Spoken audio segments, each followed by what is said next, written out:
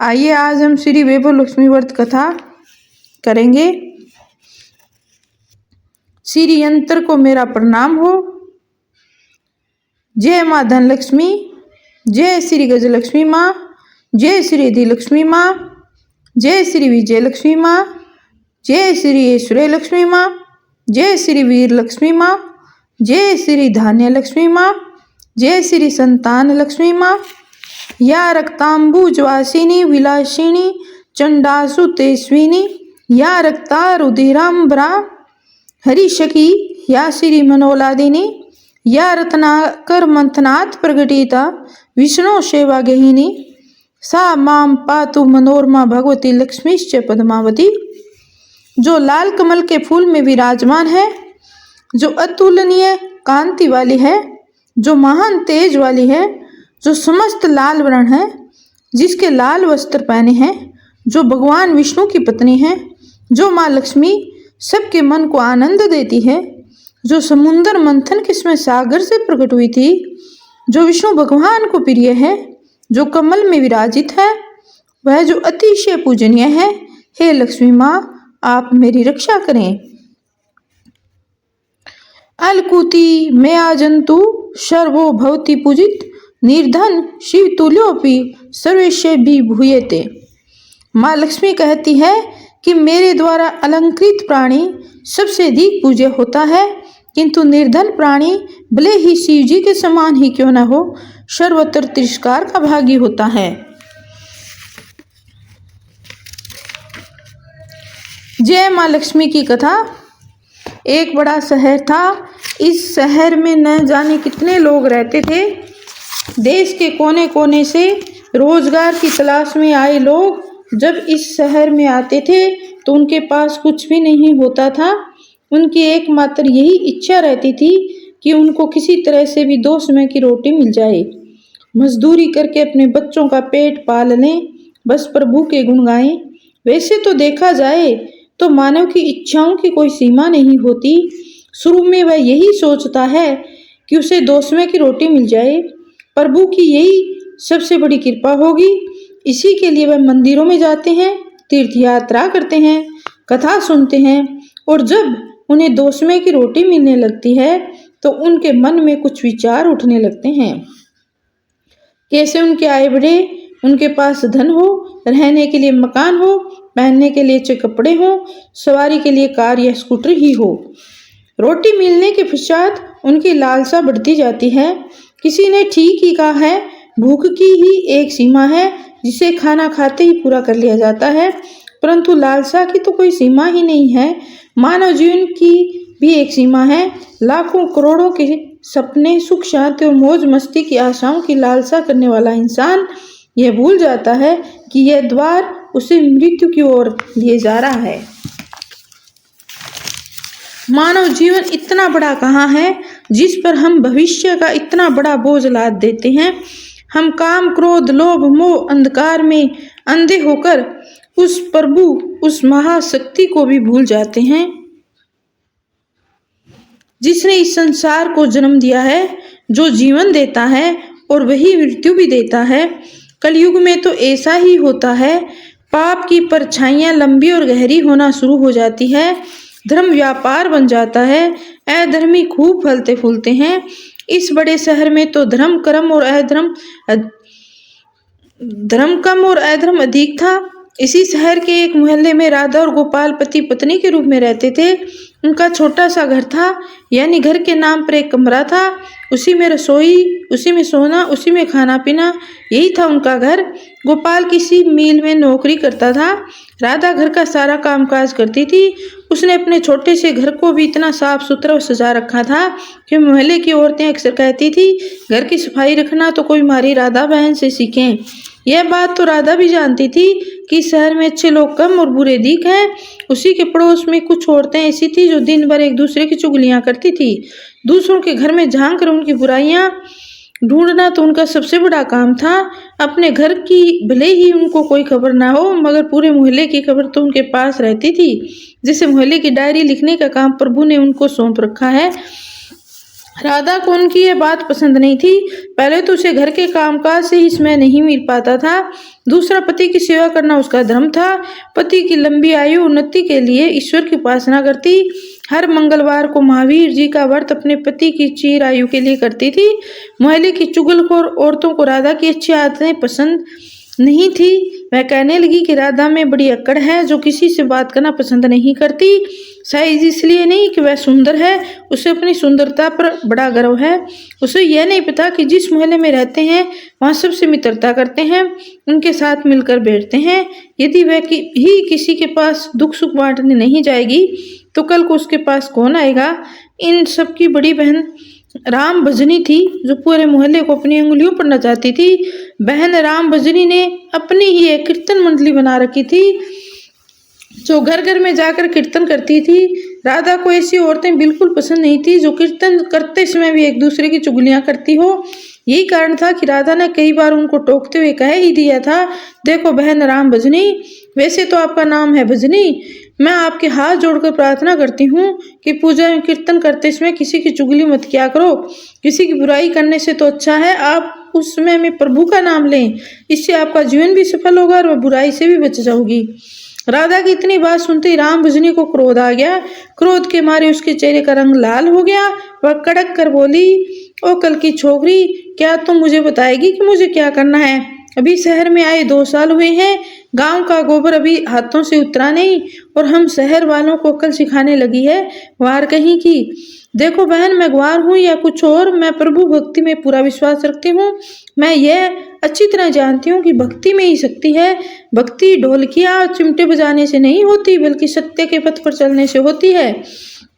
ईश्वर का यही सिद्धांत है, यही शिक्षा है, किसी का बुरा मत करो। मैं तो हर जीवात्मा में रहता हूँ, तुम मेरी तलाश में क्यों भटक रहे हो? यदि तुम सत्य और विश्वास का सहारा लेकर अपनी आत्मा में मुझे तलाश करोगे तो मैं तुम्हें अवश्य मिलूंगा।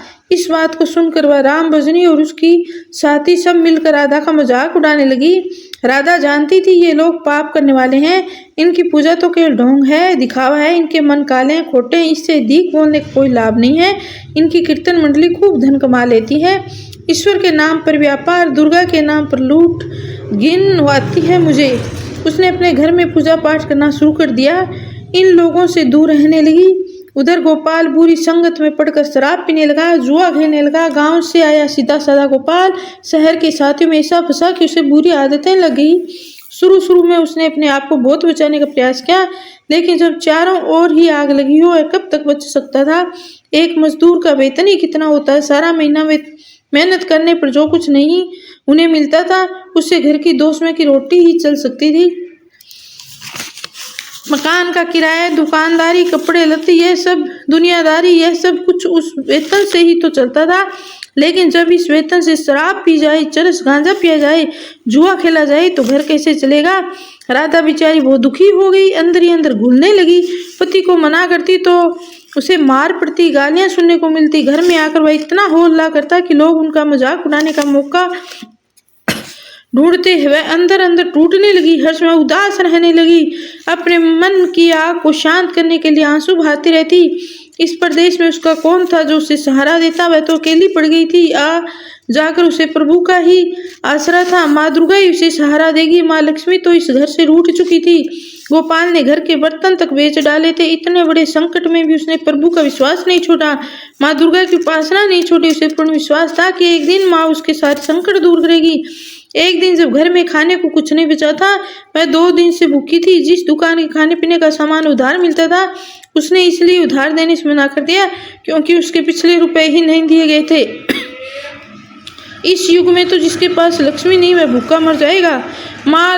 राधा माँ लक्ष्मी के चित्र के आगे हाथ जोड़े बैठी रो रही थी। माँ ने उसकी आंखों से टपकते आंसू देख लिए, उसके हृदय के दुख जान लिए थे। राधा रोए जा रही थी, साथ वह माँ लक्ष्मी का पूजन भी कर रही थी। माँ लक्ष्मी, मुझे बचा लो माँ, मुझे बचा लो। देखो मेरे घर की क्या हालत हो गई माँ, मैं 2 दिन से भूखी हूँ। मेरा पति बिगड़ चुका है। घर में लक्ष्मी जी आप बैठी है, परंतु आपका दूसरा स्वरूप जो इस संसार में माया का है वह इस घर में नहीं है।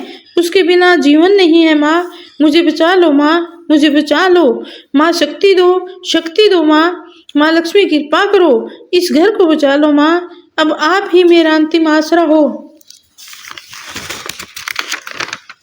तुमने मुझे न बचाया तो तुम्हारे चरणों में ही जान दे दूंगी, अब तो मेरा यह अंतिम निर्णय है माँ। यह कहती हुई राधा माँ लक्ष्मी के चित्र के आगे गिर गई। उसी समय घंटियां बजने लगी, शंख की आवाज आने लगी। राधा के उदास चेहरे पर अपने आप खुशी की लहर दौड़ गई। तभी उसके कानों में आवाज आई, बेटी राधा, तुम्हारी आराधना सफल हो गई है। तुमने इतने बड़े संकट में भी मुझ पर से विश्वास नहीं छोड़ा, अपनी श्रद्धा में कमी नहीं आने दी, इसलिए मैं तुम पर बहुत प्रसन्न हूँ। राधा, एक तो तुम पतिव्रता धर्म में पूरी उतरी है, अपने पति की सेवा में कोई कमी नहीं रखी। दूसरा, तूने मुझ पर से विश्वास नहीं छोड़ा। यह सब तेरी अग्नि परीक्षा ही थी जिसमें तुम पूरी उतरी है। हे जगत माता, मैंने आपसे आज तक कुछ नहीं मांगा, परंतु आज मैं मजबूर हो गई हूँ माँ। आज पहली बार आपसे इस घर की खुशियाँ मांग रही हूँ माँ। मुझे धनवान बनने की कोई लालसा नहीं, मुझे तो जीने के लिए धन की जरूरत है जिससे हम खाना खा सकें। मेरे बिगड़े हुए पति को सुधार दो माँ। जाओ बेटी, अपने को संभालो, मैं तुम्हारी मनोकामना पूरी करने के लिए द्वार खोल रही हूँ। उठो, अपने घर के द्वार खोलो। राधा के अंदर न जाने कहां से अनजानी शक्ति आ गई थी। वह माँ लक्ष्मी के चरणों से उठकर अपने घर के द्वार की ओर गई तो सामने एक तिलकधारी ब्राह्मण को खड़े पाया। बेटी राधा, जय माँ लक्ष्मी जी बोलो, जय माँ लक्ष्मी। राधा ने पूरी शक्ति से कहा, देखो बेटी, मैं माँ लक्ष्मी जी के मंदिर का पुजारी हूँ। माँ के आशीर्वाद से ये 2 बोरी आटा और साथ में दालें और घी, ये सब खाने की सामग्री घर पहुँचाने के आदेश हुए हैं। आप धन्य हैं महाराज, आप धन्य हैं। माँ लक्ष्मी के पुजारी होने के नाते मैं आपके चरण छूती हूँ महाराज, और आपसे यह प्रार्थना करती हूँ कि मुझे ये संकट से निकालने का उपाय भी बताओ। देखो बेटी, इस माया रूप संसार में सुख प्राप्त करने के लिए अपने मन को शुद्ध और आत्मा को पवित्र रखना पड़ता है। लक्ष्मी को तिजोरियों में बंद रखने वाले पापी होते हैं। यदि तुम अपने मन की शांति और घर गृहस्थी चलाने के लिए लक्ष्मी जी की प्राप्त करना चाहती है तो लक्ष्मी माँ का व्रत कर। इस व्रत के करने से आपकी हर मनोकामना पूर्ण होगी, तुम्हारे संकट दूर हो जाएंगे। लेकिन पुजारी जी, मुझे इस व्रत की विधि तो बता दो। मैं तो माँ की उपासना बचपन से ही कर रही हूँ, पर व्रत की विधि मुझे नहीं पता। देखो बेटी, लक्ष्मी जी का व्रत बहुत सरल है, इसे वैभव लक्ष्मी व्रत कहा जाता है। जो प्राणी सच्चे मन से इस व्रत को कर लेता है उसकी सारी मनोकामनाएं पूरी हो जाती है, उसे हर प्रकार की सुख संपत्ति प्राप्त होती है। इस व्रत को विधि पूर्वक करने से इसका फल मिलता है। जो लोग इस व्रत को विधि पूर्वक नहीं करते उन्हें फल नहीं मिलता, बल्कि वे अपने मन की शांति खोते हैं। कई पाखंडी और धोखेबाज ये कहते फिरते हैं कि सोने के गहने की हल्दी कुमकुम से पूजा करो, व्रत हो गया। परंतु ऐसा नहीं है। कोई भी व्रत जब तक अपनी विधि अनुसार नहीं किया जाता उसका फल शून्य ही मिलेगा। ये सब कुछ अपने आप पर निर्भर करता है। वैसे घर में यदि सोना है तो व्रत रखकर उसका उपासना जरूर करें। माँ लक्ष्मी जी का व्रत शुक्रवार को रखना चाहिए। सुबह उठकर नहा धोकर साफ सुथरे कपड़े पहने, दिन भर माँ का पूजन करें। हर समय मुंह से यही शब्द निकले, जय लक्ष्मी माँ, जय लक्ष्मी माँ। शाम के समय पूर्व दिशा की ओर मुंह करके आसन पर बैठे और माँ लक्ष्मी जी की मूर्ति या चित्र किसी ऊंचे स्थान पर रखकर उसके आगे चावलों की ढेरी लगाएं। एक खुली प्लेट में सोने के जेवर रखें। यदि सोने के जेवर ना हो तो चांदी के रख दें। माँ लक्ष्मी के चरणों गुलाब के सुर्ख फूल अर्पण करके धूप के साथ साथ देसी घी की ज्योति जलाएं। वैसे तो माँ लक्ष्मी के अनेक रूप है, परंतु इन सब की नींव श्री यंत्र है। जो माँ के भक्त श्री यंत्र के दर्शन कर लिए समझ लो उन्होंने माँ के हर रूप के दर्शन कर लिए। इसलिए माँ पूजन के समय श्री यंत्र को प्रणाम करें। प्लेट में रखे जेवर को हल्दी का टिक्का लगाकर 5 बार बोलें, जय माँ लक्ष्मी, जय माँ लक्ष्मी, हमारी खाली झोली भर दो, हमारी खाली झोली भर दो। इसके पश्चात घी, आटे और चीनी को भून कर बनाया गया प्रसाद जिसमें केले के टुकड़े काटे हों, माँ लक्ष्मी की आरती करके उस प्रसाद को लोगों में बांट दें। बांटते समय भी आपकी जुबान पर माँ लक्ष्मी की जय जरूर होनी चाहिए। यह व्रत निरंतर 21 या 51 रखे जा सकते हैं। सूर्यास्त होने के पश्चात माँ की उपासना करके जब प्रसाद बांट लें तो आप भी भोजन ग्रहण कर सकते हैं। माँ के आगे पड़े चावलों को पक्षियों को डाल दें। व्रत रखने वाले हर भक्त के लिए जरूरी है कि वह श्री वैभव लक्ष्मी व्रत की कथा का पाठ करें और लोगों को भी सुनाएं। इससे और अधिक पुण्य मिलता है। ये सारे व्रत जब विधि पूर्वक हो जाए तो इसके फलस्वरूप प्राणी की हर इच्छा पूरी हो जाती है। माँ लक्ष्मी स्वयं उनका कल्याण करती है। उनके घर में सुख ही सुख मिलते हैं, धन आता है। पर जिसके घर में संतान हो उनके लिए व्रत वरदान से कम नहीं है। जब व्रत संपूर्ण हो रहे हो, 21वां 51वां व्रत हो, उस दिन 7 छोटे बच्चों को घर पर बुलाकर उन्हें उनका मनपसंद भोजन खिलाएं। कन्या को चांदी का अथवा कोई और सिक्का दक्षिणा में दें। उसी दिन माँ लक्ष्मी की श्री वैभव लक्ष्मी व्रत कथा की 101 या 51 प्रतियां माँ के भक्तों को अपने हाथों से बांटें। यदि इतनी प्रतियों की शक्ति न हो तो 11 तो अवश्य बांटनी चाहिए। माँ की प्रतिमा के आगे बैठकर दोनों हाथ जोड़कर उनसे प्रार्थना करते हुए कहें, हे माँ लक्ष्मी, आपकी और प्रभु की कृपा से मैंने आपके व्रत विधि पूर्वक पूरे कर लिए हैं। इसलिए हे माँ, आप हमारी इच्छा पूरी करो, हमारी मनोकामना पूरी कर दो। माँ, हमें सदा सुखी रखना, हमारे परिवार को सुख देना। माँ, बस बेटी, हर प्राणी के लिए कल्याण मार्ग है। तुम भी श्री वैभव लक्ष्मी व्रत करो, तुम्हारा पति भी ठीक हो जाएगा और तुम्हें भी धन मिलेगा, तुम सदा कष्ट मुक्त रहोगी। यह कहते पुजारी जी चले गए।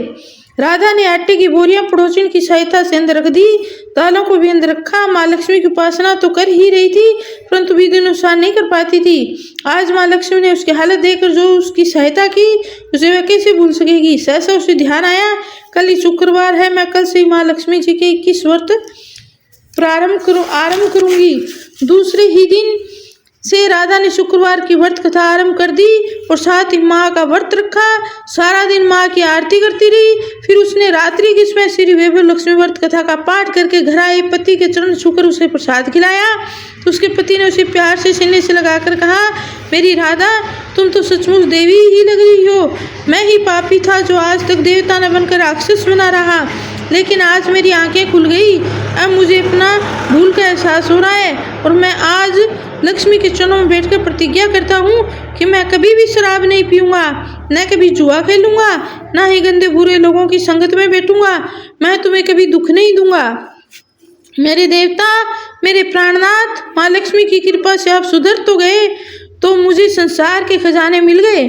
आज मैं कितनी खुश हूँ। माँ ने मेरा उजड़ा हुआ घर बसा दिया, मेरा सुहाग मुझे मिल गया।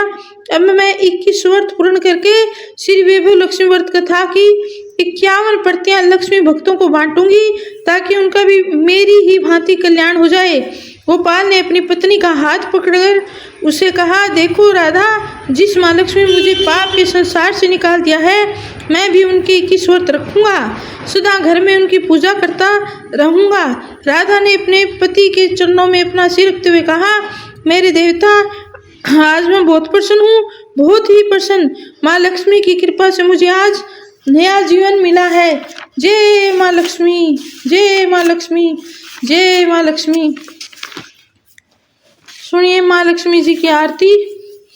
जय लक्ष्मी माता मैया, जय लक्ष्मी माता, तुमको निस दिन सेवत हरे विष्णु विधाता, बरमाणी रुद्राणी कमला तू ही जग माता, सूर्य चंद्रमा ध्यावत नारद ऋषि गाता, जय लक्ष्मी माता मैया, जय लक्ष्मी माता।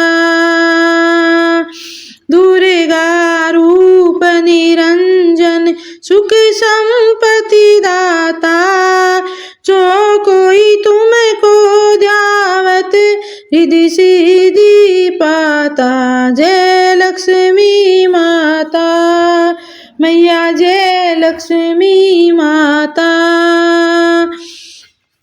तू ही है पाताल वसंती, तू ही शुभदाता, कर में प्रभाव प्रकाशक जगनिधि की त्राता, जय लक्ष्मी माता मैया जय लक्ष्मी माता। जिस घर थारो वासु ताही में गुण आता, कर न सके सोई कर ले मन नहीं घबराता। जय लक्ष्मी माता, मैया जय लक्ष्मी माता। तुम्हें बिन यज्ञ न होवे वास्तर न कोई पाता, खाने पाने का वैभव तुम बिन नहीं आता। जय लक्ष्मी माता, मैया जय लक्ष्मी माता। शुभ गुण सुंदर मुक्ता क्षीरने दी जाता, रतन चतुर सतस तुम बिन कोई नहीं पाता।